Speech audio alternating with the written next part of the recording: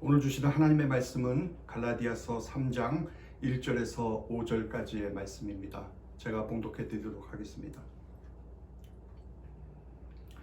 어리석도다 갈라디아 사람들아, 예수 그리스도께서 십자가에 못 박히신 것이 너희 눈앞에 밝히 보이거늘 누가 너희를 꾀더냐? 내가 너희에게서 다만 이것을 알려 하노니 너희가 성령을 받은 것이 율법의 행위로냐 혹은 듣고 믿음으로냐? 너희가 이같이 어리석으냐?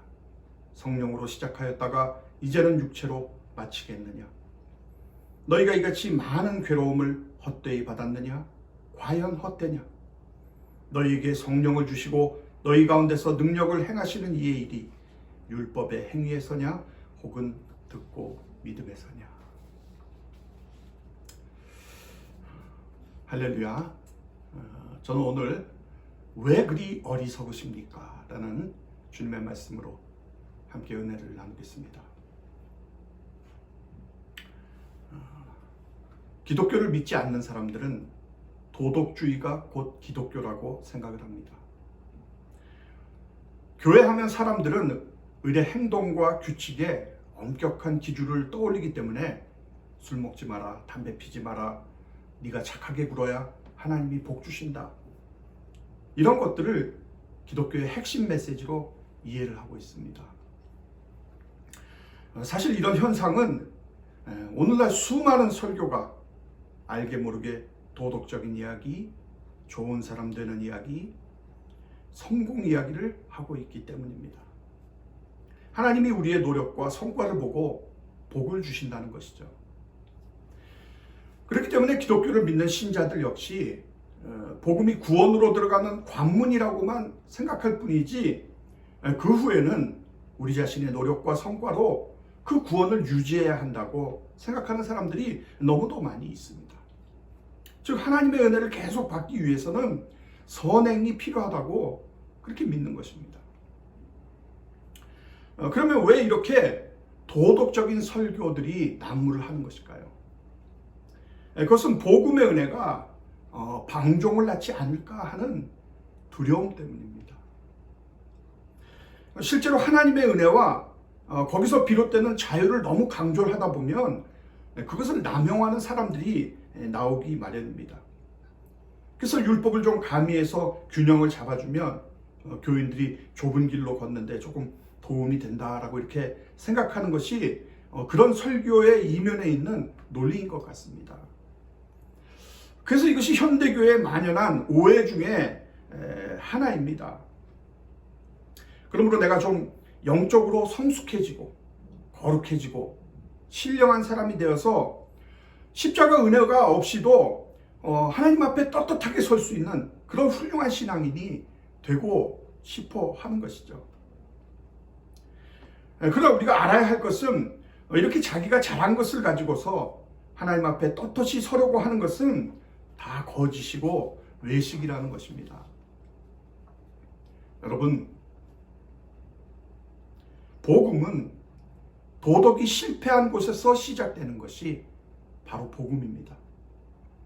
내가 나를 구할 수 없기 때문에, 내 최선도 나를 구할 수가 없기 때문에, 그래서 하나님이 구원자로 예수님을 보내시고 그 예수님이 내 허물과 죄를 담당하고 십자가에서 죽으시고 보배로운 피를 흘림으로 그 예수를 믿음으로써 내가 죄사함을 받고 내가 용서받고 새로운 사람이 된다.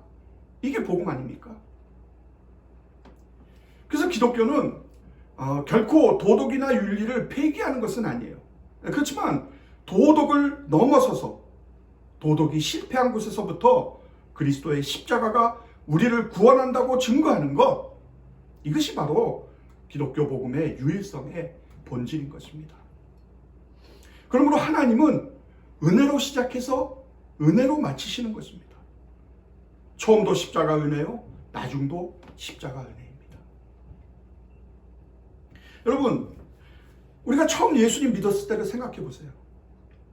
그때 우리에게 하나님께 사랑받고 은혜 받을 만한 어떤 자격이 있었습니까?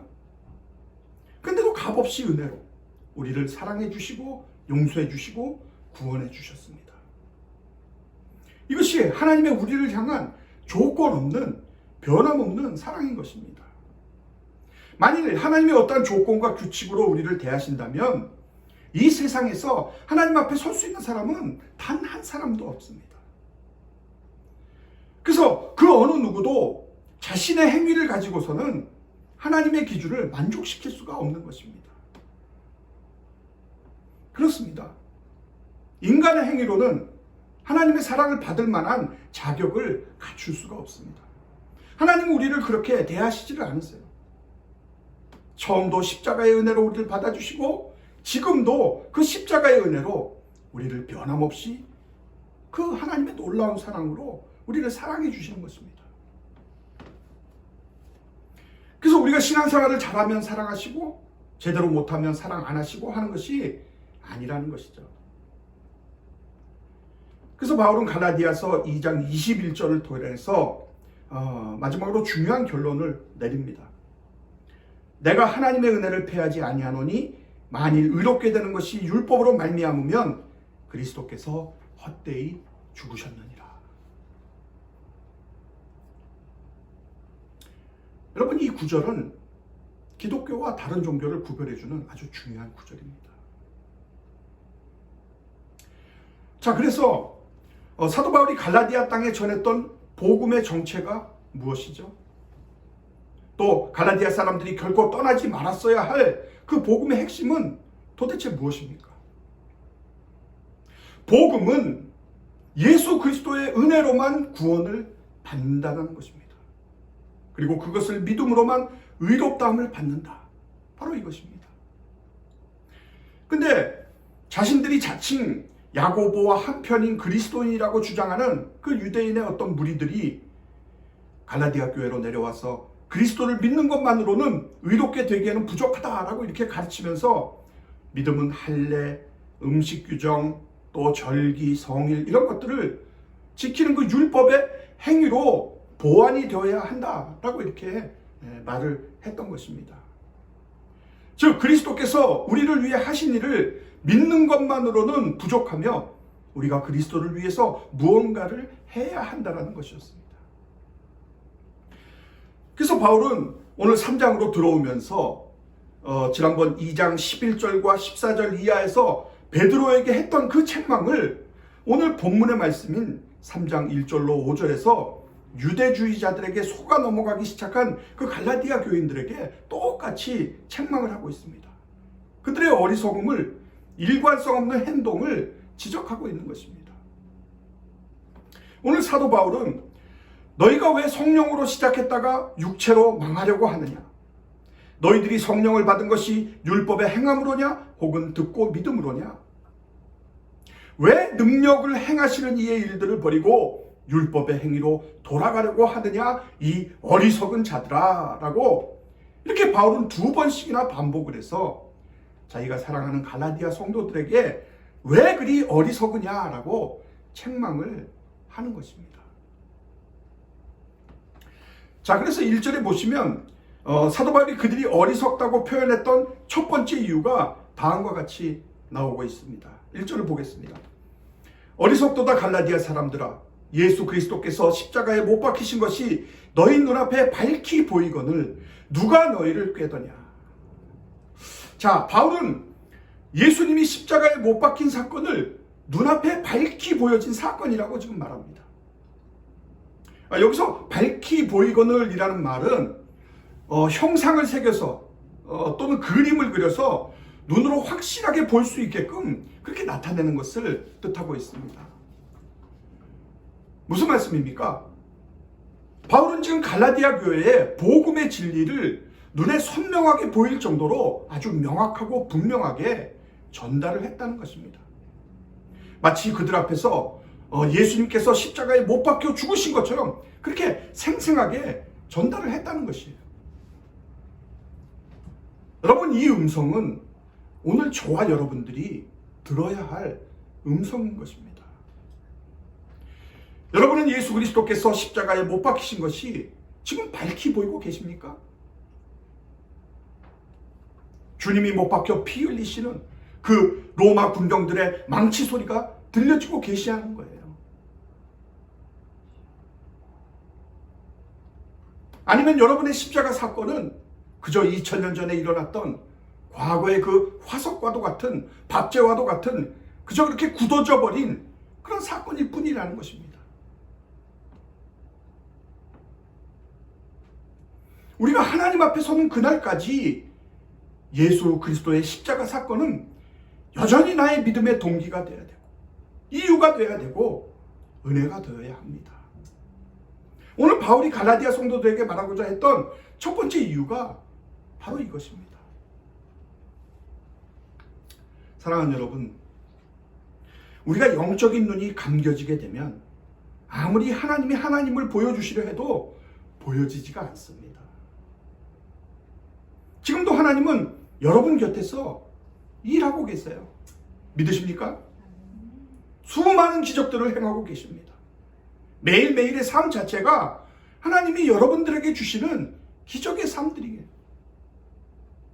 그러나 하나님이 아무리 엄청난 기적, 아무리 놀라운 기적을 베풀어 주셔도 여러분의 영적인 눈이 떠지지 않으면 그게 보여지지가 않는 것입니다. 좋은 일이 일어나면 우연이겠지. 운이 좋았나 보다. 어찌하니까 된 것이지. 이렇게 오늘 우리의 눈이 무지해지게 되면 하나님의 사건을 바로 볼 수가 없는 것입니다. 십자가 사건도 마찬가지죠. 여러분, 십자가 사건이 어떻게 믿어지게 됐는지 여러분들 혹시 아세요? 논리를 따라서입니까? 나의 합리적인 생각과 그 결론을 따라서 정말 내가 십자가를 믿어야 되겠다라고 해서 여러분이 믿음을 갖게 되신 줄 아세요? 아니죠. 아니에요. 우리가 십자가 사건을 믿게 된 것은 성령께서 우리 마음에 눈을 뜨게 하셨기 때문에, 내가 깨달은 것이 아닙니다. 성령이 거듭나게 하신 것이죠. 여러분, 내가 아무리 노력하고 애를 써도 믿어지지 않는 것이 십자가 사건이에요. 근데 복음을 듣는 순간 성령께서 내 마음을 거듭나게 하셨기 때문에 그 십자가 사건이 믿어지고, 그것이 나의 사건이 되고 하나님께서 나에게 베풀어 주신 은혜의 사건으로 내가 받아들여지게 되는 것입니다. 그래서 고린도전서 12장 3절에서 바울은 말합니다. 성령으로 아니하고는 누구든지 예수를 주시라 할 수 없느니라. 아멘. 하나님께서 성령으로 거듭나게 하지 않으시면, 하나님의 성령께서 정말 보아야 할 하나님의 세계를 우리에게 보여주지 않으시면 우리는 결코 십자가를 선택할 수가 없는 것입니다. 하나님께서 예비하신 그 복음의 길을 따를 수가 없다라는 것입니다. 그래서 바울이 오늘 1절 말미에서 뭐라고 합니까? 누가 너희를 꾀더냐? 누가 너희를 꾀더냐? 무슨 말씀이에요? 그들이 마치 누군가에게 홀린 것처럼 그렇게 행동을 하고 있다는 거예요. 마치 최면에 걸린 것처럼 그렇게 비이성적이고 현실과 동떨어져 있고 정신적으로 도취되어 있었다는 겁니다. 그러니까 복음 안에서 그리스도께서 십자가에 못 박힌 것을 본 사람이 어떻게 그 율법주의에 빠질 수가 있냐라는 것이 바울에게는 도저히 믿겨지지가 않는 일이었던 것입니다. 사랑하는 여러분, 에베소서 2장 8절에서 9절에 보면 너희는 그 은혜에 의하여 믿음으로 말미암아 구원을 받았으니 이것은 너희에게서 난 것이 아니요 하나님의 선물이라. 행위에서 난 것이 아니니 이는 누구든지 자랑하지 못하게 함이라 라고 말씀합니다. 여러분, 우리가 이렇게 십자가를 통해서 하나님의 은혜를 체험을 했습니다. 그렇다면 우리는 나를 구원한 하나님의 은혜를 붙들고 살아야 하잖아요. 이 은혜를 체험한 사람들이 보잘것없는 내 행위, 복음 플러스 무엇을 통해서 하나님 앞에서 의롭다함을 얻으려는 그 나 자신의 행위를 의존하려고 한다라면은 이것은 복음의 변질이다 라고 이렇게 바울은 증거하는 것입니다. 그 다음으로 바울이 갈라디아 사람들에게 어리석다고 한 두 번째 이유가 무엇인가 하면 그들의 행동이 그들의 삶 속에 계신 그 성령의 사역을 부정했기 때문입니다. 본문 3절을 보겠습니다. 너희가 이같이 어리석으냐? 성령으로 시작하였다가 이제는 육체로 마치겠느냐? 여러분, 여기 보면 이 성령이라는 단어가 갈라디아서 3장에서 처음으로 등장하고 있습니다. 지금 믿음으로 의롭다함을 받느냐, 율법의 행함으로 의롭다함을 받느냐라는 이 문제에서 갑자기 왜 성령을 받는 얘기가 나오는 것인가 라고 이렇게 의문이 들 수도 있겠지만, 사실 이 말씀에 의하면 성령 받는 것이 곧 구원의 사건이다라는 것을 우리에게 말씀해 주고 있는 것입니다. 그러니까 우리가 믿음으로 구원을 받는다, 이 말을 오늘 바울은 성령을 받는 것이라고 이렇게 다르게 표현을 하고 있는 것입니다. 실제로 우리가 복음을 듣고 예수를 믿은 그 순간, 예수 그리스도를 영접하는 그 순간 그리스도의 영이신 성령이 내 안에 찾아오고 나는 성령을 받은 자로서 이제 성령을 따라 살게 되었다 하는 것이죠. 여러분, 나는 그냥 말씀을 들었어요. 복음을 들었어요. 그리고 예수를 믿었어요. 그랬더니 성령이 내 안에 찾아오신 것이죠. 자, 하나님의 거룩한 영이 내 안에 거하시게 되었고, 이제 그 성령님은 내 인생을 인도하는 새로운 삶의 인도자가 되었습니다. 무슨 말씀이에요? 이제 나는 성령의 능력을 따라서 살게 되었다라는 것입니다. 여러분, 이것이 바로 그리스도인의 삶의 본질인 것입니다. 그런데 우리 삶의 시작은 성령과 함께 했는데 시간이 흐르고 세월이 흘러가는 그 과정 속에서 성령의 은혜를 소멸하고 다시 육체적인 방법으로 돌아가게 되면 성령으로 시작했다가 육체로 마치게 된다는 것입니다. 이것을 오늘 성경은 어리석다라고 이렇게 말씀하고 있는 것입니다. 여러분, 육체가 무엇일까요? 그것은 물리적인 몸을 말하는 것이 아니라 독립과 자기 주장을 소중히 여기는 옛 자아입니다. 로마서 8장 7절은 육신의 생각은 하나님과 원수가 되나니 이는 하나님의 법에 굴복하지 아니할 뿐 아니라 할 수도 없습니다 라고 이렇게 말씀합니다. 그러니까 육체는 자기가 자기 주인이 되려는 자아입니다. 따라서 자기 결정의 힘과 자기 사랑에 빠져서 하나님의 절대적 권위에 복종하지도 않고 복종할 수도 없는 것입니다. 바울이 갈라디아서 5장 19절에서 묘사하고 있는 그 육체의 일들 있잖아요. 육체는 항상 부도덕하고 우상숭배, 시기, 술취함 등으로 하나님께 복종하지 않는 정신을 나타내주고 있습니다. 그러나 믿음은 성령께서 우리 안에서 우리를 통해서 일하시도록 내 자리를 내어드리는 유일한 반응입니다. 반면에 육체는 복종하기 싫어하고 스스로 결정하려고 하고 성령을 의지하지 않고 자기 자신을 의지함으로써 하나님의 말씀을 거부하려는 태도가 그게 바로 육체이기 때문에 그래서 그것은 하나님의 은혜를 패하게 하는 것이라는 것입니다. 사랑하는 여러분, 혹시 우리들 가운데 이와 같이 믿음으로 시작했다가 육체로 마치는, 불신앙으로 마치는 우리의 모습이 없을까요? 힘들고 어려울 때 하나님을 찾고 기도했다가 건강 회복되니까 기도를 멈춘 사람 혹시 없습니까? 정말 돈 없고 가난할 때 하나님께 부르짖다가 돈 좀 가졌다고 이젠 하나님도 무시하고 사는 그런 삶이 혹시 없을까요? 여러분이 예수님을 만났기 때문에 정말 세상이 줄 수 없는 기쁨을 누렸고 평안을 누렸습니다. 사랑할 수 없는 자를 사랑하고 화목하고 찬양하고 감사 속에서 그렇게 살 수 있는 그 은혜를 누렸습니다. 이것이 여러분이 예수님을 만났기 때문에 누렸던 축복들입니다. 정말 도저히 내 손으로 풀 수 없는 문제들을 능력을 베풀어 주시는 그 성령 때문에 기적을 경험하게 되고 홍해가 갈라지고 여리고성이 무너지는 그 놀라운 체험들을 우리가 했었습니다.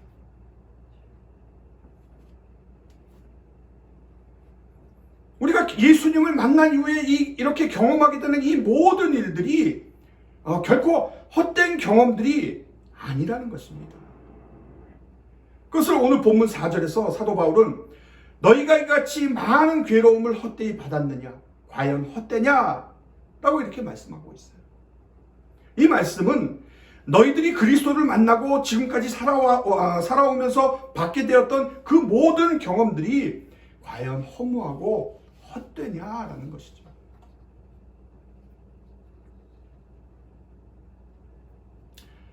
여러분들도 예수님 만난 이후에 여러분들 나름대로 경험한 수많은 영적 추억들도 있습니다.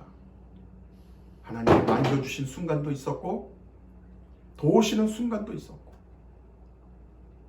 아무도 나를 위로하지 않을 때 내게로 다가오셔서 나의 눈물을 닦아주시고 새로운 용기를 주셨던 그 아름답고 귀한 영적인 추억들이 여러분들 모두에게 있습니다.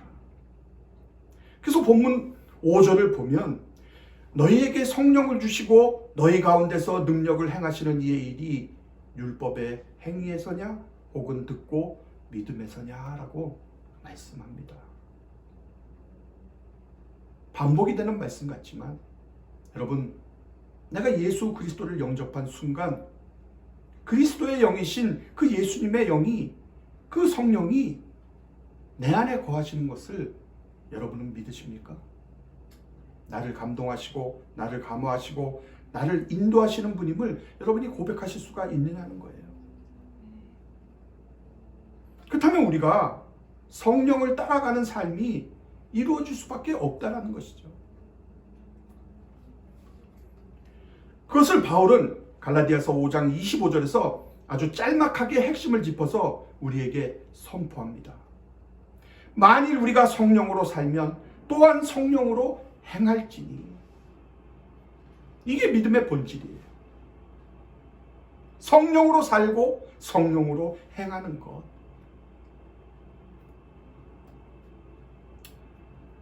사랑하는 성도 여러분, 우리에게 주어진 그리스도인으로서의 삶은 믿음의 길을 걷는 삶입니다. 하나님께서 믿음을 통해서 하나님도 만나게 하셨고 하나님의 은혜도 누리게 하셨고 믿음의 길을 통해서 하나님의 뜻을 행하게 하셨습니다. 그러므로 진정 바라기는 오늘도 주님께서 우리에게 은혜를 주셔서 우리로 십자가 안에 있는 그 주님의 변함없는 사랑과 은혜를 알게 해주시고 우리가 처음부터 끝까지 이 은혜로 말미암아 살아가는 저와 여러분이 되시기를 주님의 이름으로 축복합니다. 그래서 아무리 많은 세월이 흘러간다 해도 내가 주님을 만났던 그 첫사랑의 고백이 식지 않고 내가 성령으로 시작했던 그 믿음의 삶이 성령 안에서 더 깊이 들어가게 된다면 우리는 하나님이 나의 인생을 어느 방향으로 이끄시든지 하나님의 뜻을 최선을 다해서 감당을 하게 되고 그때 우리는 비로소 후회 없는 인생, 어리석지 않는 믿음의 삶을 살 수가 있게 될 것입니다.